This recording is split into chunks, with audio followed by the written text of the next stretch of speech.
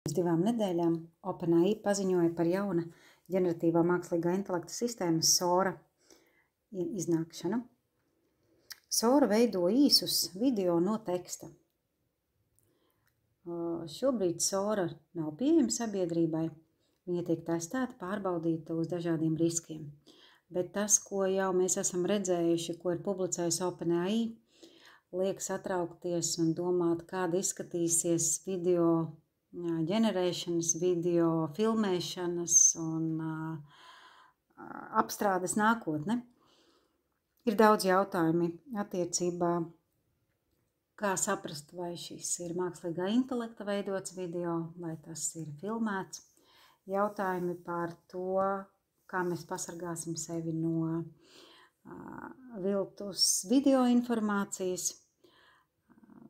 Te jūs varat redzēt, protams, lieliskus kadrus, kas it kā būtu filmēti ar dronu, un tomēr to ir veidojis mākslīgais intelekts.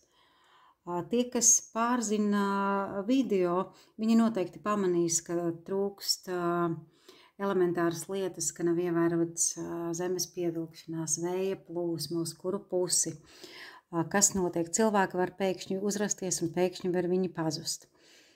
Taču, ja skatās, ka tas ir produkts, kurš veido video no teksta, tad, ziniet, manuprāt, jāgaida, ka tiks galā OpenAI ar dažādiem drošības jautājumiem un risinājumiem, un mēs kā lietotāji pēc pāris mēnešiem jau varēsim baudīt tās priekšrocības, ko piedāvā šī jaunā ģeneratīvā sistēma.